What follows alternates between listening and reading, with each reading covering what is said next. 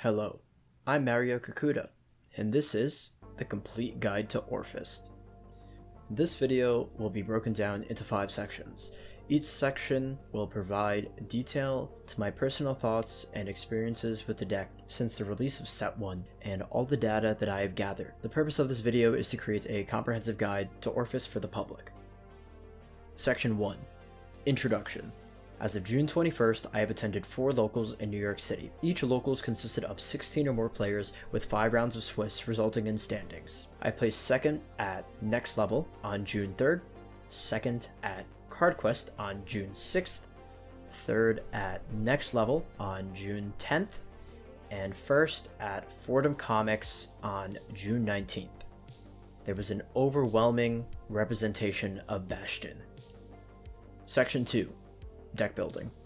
I have reviewed every Brantgate card for which are dedicated to Seraph Snow and Orfist. I will now present every card that can be played in Orfist to support its win condition. There's a lot to get to, so let's make this quick. Rudis is an effective 10k attacker and booster from your turn 2 onward and is a fantastic rush card. Bulbul Mine is an important card to allow you to utilize your Counterblast heavy toolbox. It fuels soul, countercharges, and removes itself from the board so you don't end up awkwardly calling over it with tokens. This is a staple.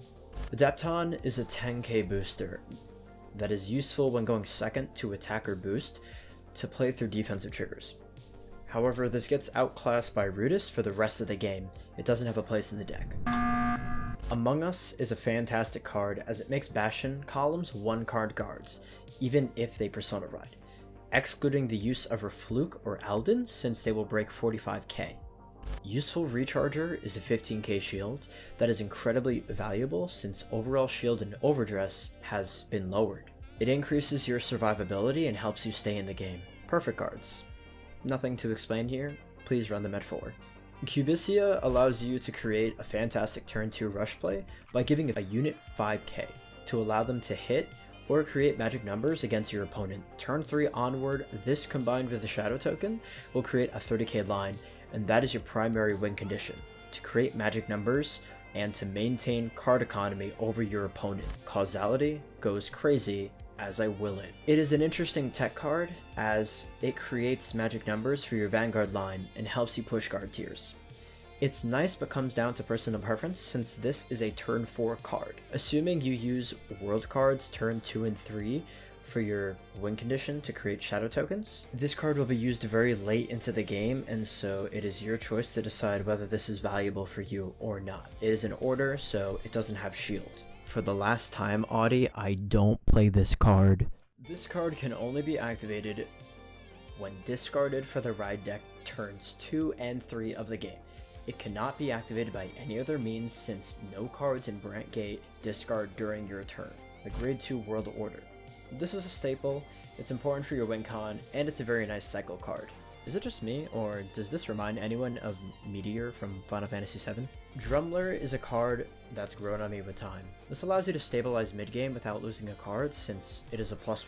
While it only creates a 25k line, it's still valuable and I want to experiment with additional copies. I've been seeing Japan play 4 copies of this and I'm interested in giving it a shot. Orfist himself, please play the 4 copies for Persona Ride. The Grade 3 World Order. This isn't that great of a card since the only cards that I want to snipe with this, I can't. Primarily being Fasado and Darkstrain Dragon. Your choice to play this at 2 to 4 copies depending on how comfortable you are with your mulligans, but the only targets that I would have with this card would be Valiente and anything else that I can Lightning Thief monster, Jabatail. It's a good control option for the deck, but with our win condition being so reliant on rush, we only have 3 attacks and we need to make the most value out of our offense. This card aids in the Bastion, Magnolia, and Arvana matchups, but the easier and more effective alternative to winning against them is just to rush them out of the game. After watching 24 Orfist deck profiles on YouTube, I can confidently say that you have a few options when it comes to the trigger lineups. 7 crit, 1 over, and 4 heal are mandatory in my mind, since this is the most common trend that I have seen throughout all the videos. The remaining 4 slots are dedicated to a combination of fronts or draws depending on preference. Trust me, I've done a lot of funky combinations. Section 3. Playstyle and win condition. Orfist has 2 playstyles. The first being a conservative playstyle consisting of ride and swing for the 2 turns to guarantee yourself the 2 counterblasts that you need for Orfist skill. Your main objective from turn 3 onward is to maintain card economy over your opponent by creating 28k or greater columns for 2 card guards and guarding effectively. The second playstyle is what I like to call NYC aggro, or an easier term to remember, 888. The action with intent of a card fight Vanguard fighter to attack the opponent's Vanguard on their first attacking turn with 3 or more cards. Essentially, this is the act of committing 2 front row grade 1s to the board to rush your opponent to deal as much damage to them or to take away as many cards from their hand as possible. You'd be setting up a front row of grade 1 rear guards to attack. Turn 2, you can commit your grade 2s onto the field to continue to attack. Turn 3 or 4, you create your shadow tokens and ideally no longer commit to the board state, since every card from that point onward will stay in your hand and be used for guarding. However, you are put at risk of being counter-rushed or denied counterblast and being set behind. However, this is meant to be a check for your opponent. They will communicate information on their hand state, guarding habits, and playstyle, and this can be heavily exploited if you know how to take advantage of it. Section 4. Matchups. Every matchup for you is relatively uninteractive. You build your board and beat down, trying to maintain as much card economy over your opponent as possible, slowly through guarding and creating magic numbers. The game plan will be slightly different for each matchup. However, a strong understanding of the fundamentals and guarding is how you'll be able to win nearly every game. Bastion. Rush them to death, 888. Go face as hard as possible while creating magic numbers and guarding effectively. They can't guard turns 1 and 2 without triggers, so their hand is most likely to be 3 or 4 grade 3s, 1 or 2 triggers for shield, which means you would attack rear, van to maximize damage output, cards taken away, and to minimize trigger variance. Overall, rush and guarding. Hexa Orb. You outvalue them, but be careful of getting crit blasted since they can create large columns and pressure well. Fundamentals and guarding. Nirvana. Target retire Valiente and play Fundamental Vanguard. Guarding is effective since they will create large columns later on. Fundamentals and guarding. Eugene. You completely outvalue them. Just play the fundamentals. Bruce. Rush since they are a turn 4 deck and will beat you late. Guard correctly and snipe their important rears with their grade 3 order. Rush and guarding. Barra Magnus. Rush since they'll be able to beat you late game, guard early if need be, save a PG for their Vanguard's 10 in soul threshold, which grants them a crit. Rush and guarding. Magnolia.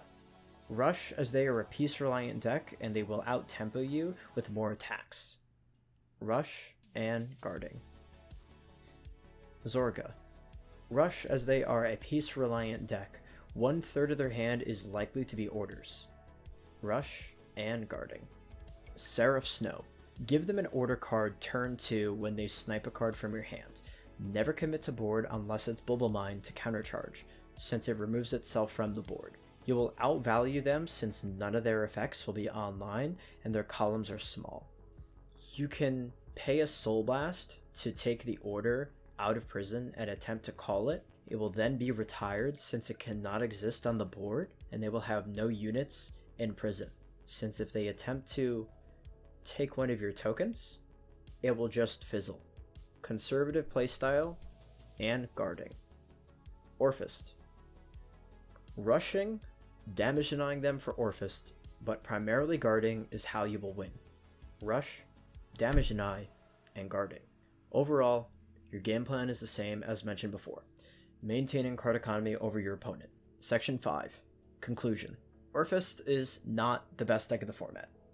It is the most versatile. It can adapt to situations and meta shifts since it is naturally defensive. It has enough tech options in the first wave of support for you to fight against everything in the meta. You have a clear game plan and win condition that can be followed for every matchup. I'll say it once more. Orfist is not the best deck of the format. It's the greatest of all time.